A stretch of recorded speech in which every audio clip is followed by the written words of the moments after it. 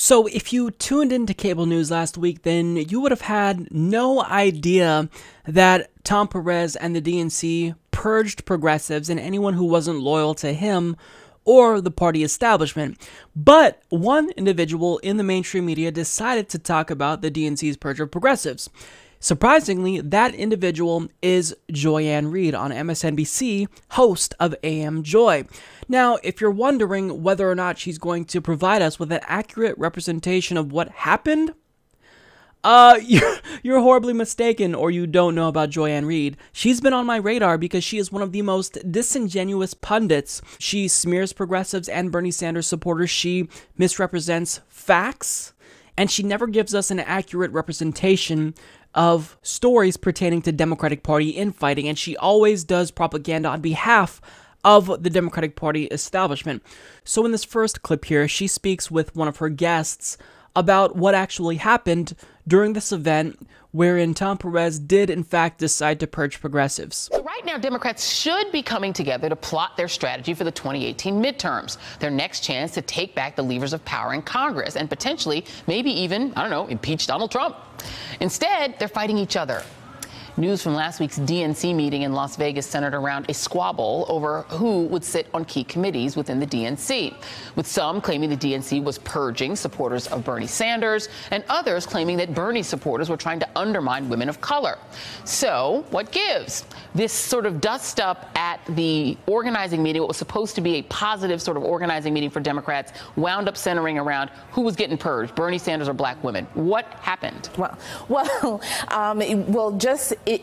That meeting and that organizing meeting sort of is an example of what's going on with Democratic politics all across the country, is that there are multiple factions or groups within the party, right? And this is, both the Democratic Party and the Republican Party, right? Everybody, there are multiple groups that you have to keep happy.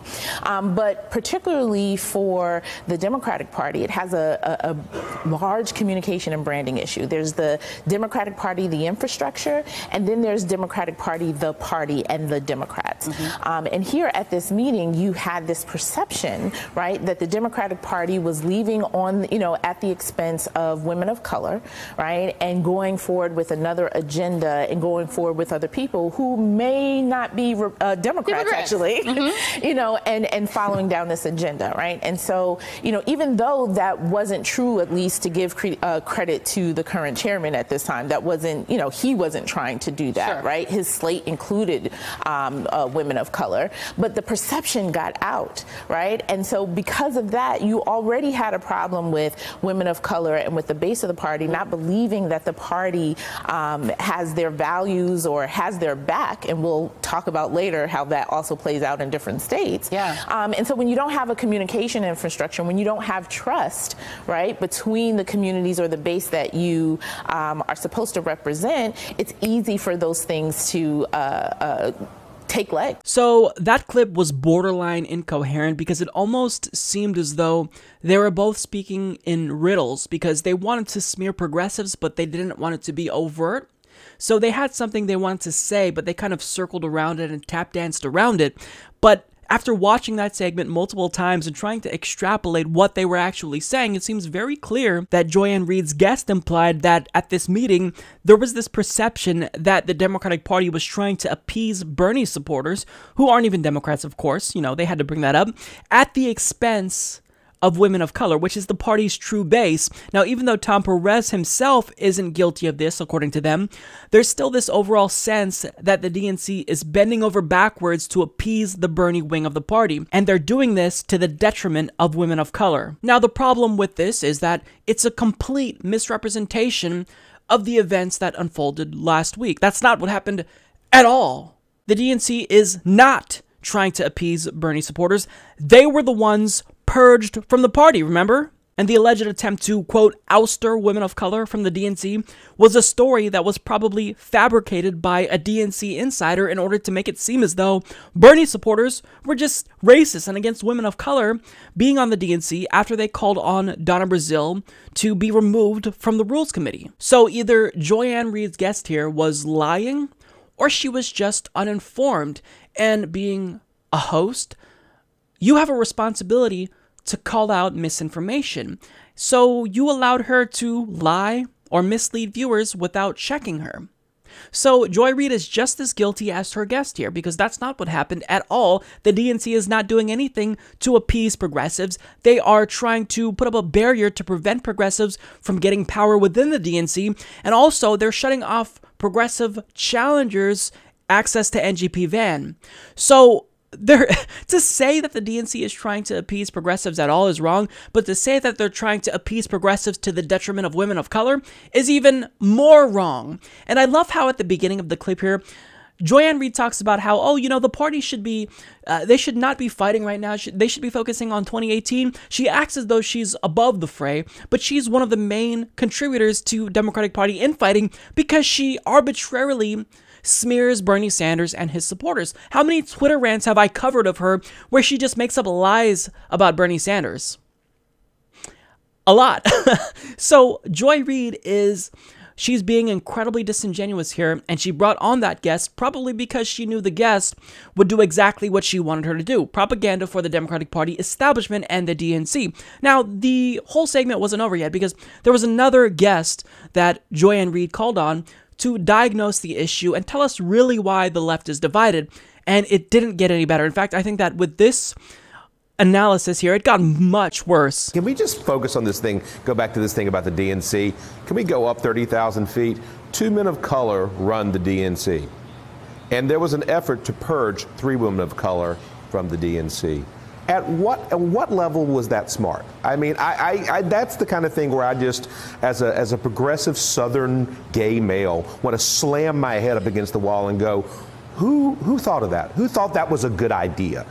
It doesn't matter. What matters is this: if we're going to sit around and fight each other, the crazies on the right are going to win. And by the way, they did win in 2016 because of the infighting. I was asking some folks this morning, people that have been around in politics as long as I have, some even longer. And I said, is this nothing more than just a rehashing of 2016, of the Bernie versus Hillary thing? And they all said, no, I think it is. I think that the fact of the matter is that you have the left of the left pissed off that they didn't get their candidate. I get that. I understand that.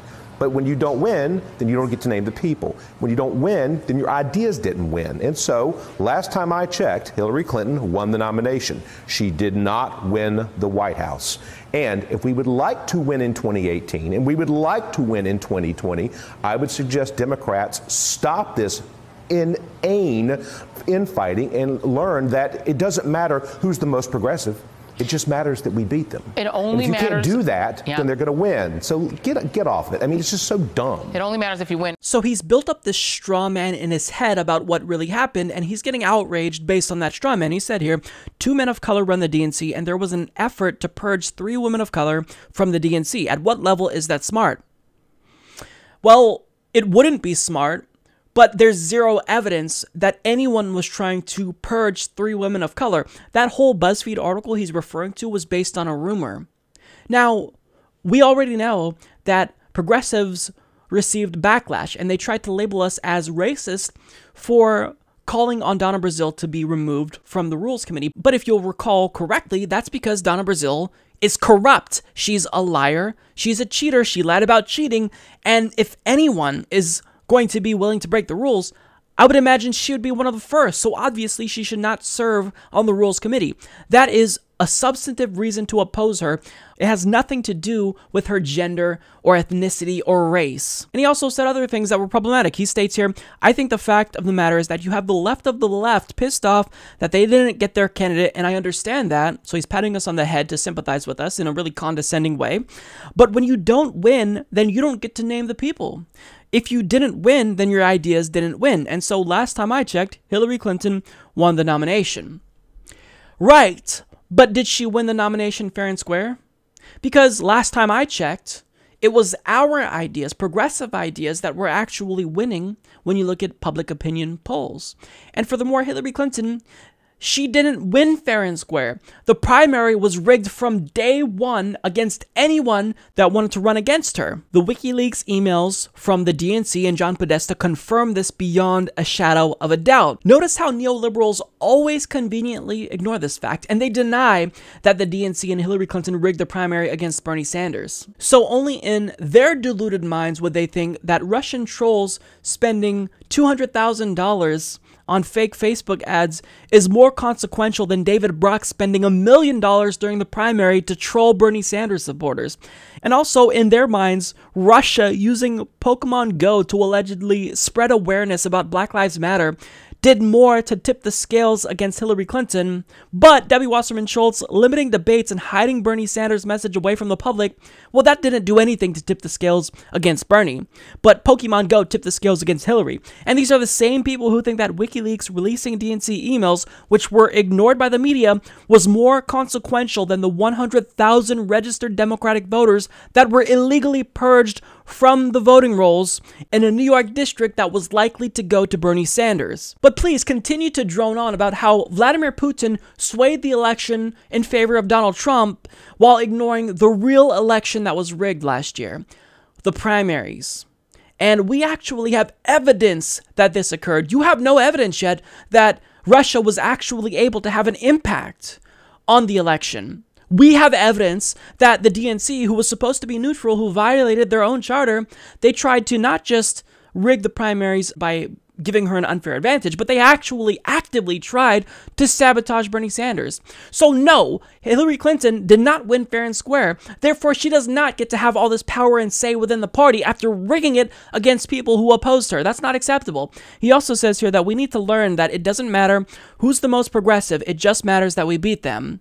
So first of all, you would, if you really believe that anyways, you would adopt our platform because we have a populist agenda that has majority support on the polls. And furthermore, what you're basically admitting here is that politics isn't about policy. It's about team politics. It's a team sport. And all that matters is that our team wins. Once they're in power, we're good. We could wash our hands and sit back and go out to brunch.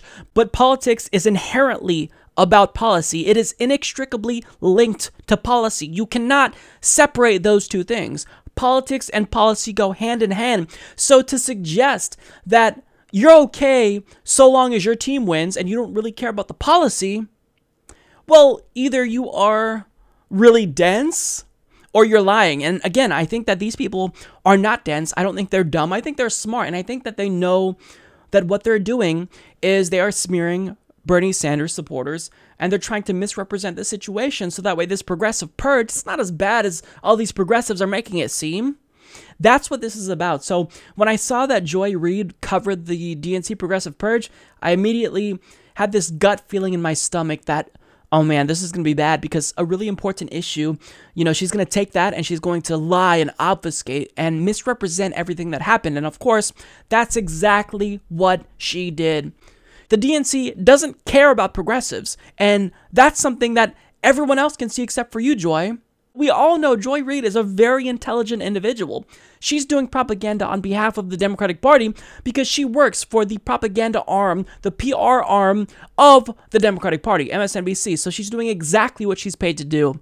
But if she's going to do that, then we've got to call her out, because this is not acceptable. The DNC's purge of progressives is a huge story. So if you're going to cover it, get it right, Joy. Support this podcast by becoming a patron at patreon.com/Humanist Report.